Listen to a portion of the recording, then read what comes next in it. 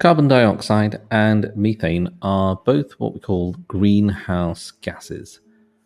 That means they absorb heat in the atmosphere and they prevent it from escaping into space.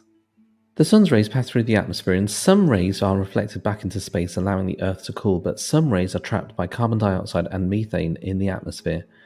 An increase in carbon dioxide and methane causes more heat to be retained and temperatures to increase. Most scientists believe we are adding to the natural greenhouse effect of the Earth, with gases released from industry and agriculture trapping more energy and increasing the temperature. This is known as climate change or global warming. The level of carbon dioxide is rising because we burn more fossil fuel each year. The carbon dioxide from this goes into the atmosphere. It cannot escape into space, and the ocean can only dissolve some of it. The level of methane is rising because there is an increase in animal farming and rice farming around the world, and more landfill sites. We need greenhouse gases. Without them, we would freeze to death at night when the sun was not shining.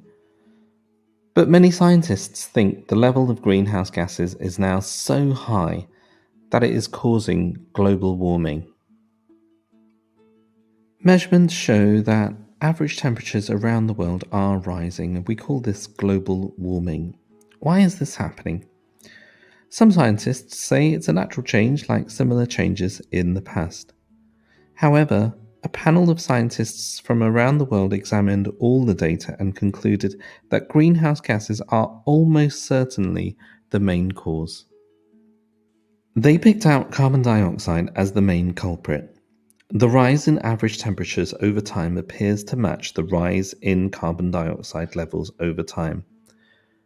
Just compare the two graphs in the picture. Air temperature affects rainfall and cloud cover and wind patterns. So as average temperatures rise, climates around the world change too. Now, scientists try to predict what will happen using computer models like the one you see in front of you. They cannot make really good predictions yet because they do not fully understand the links between weather and clouds and the ocean. But there are some things that they do predict. Some places with quite a lot of rain will become very dry, and other places will get much wetter. Melting land ice in the Arctic and Antarctica will cause sea levels to rise, so low-lying countries will be at risk of flooding. Storms, floods, and wildfires will be more frequent and severe.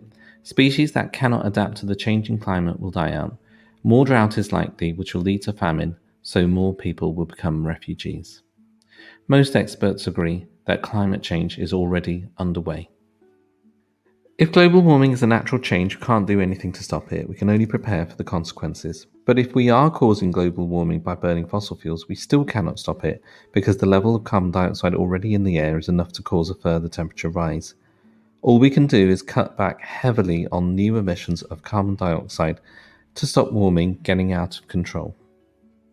Here are some ways that people, countries, and scientists are taking on in order to try and overcome the issue of climate change.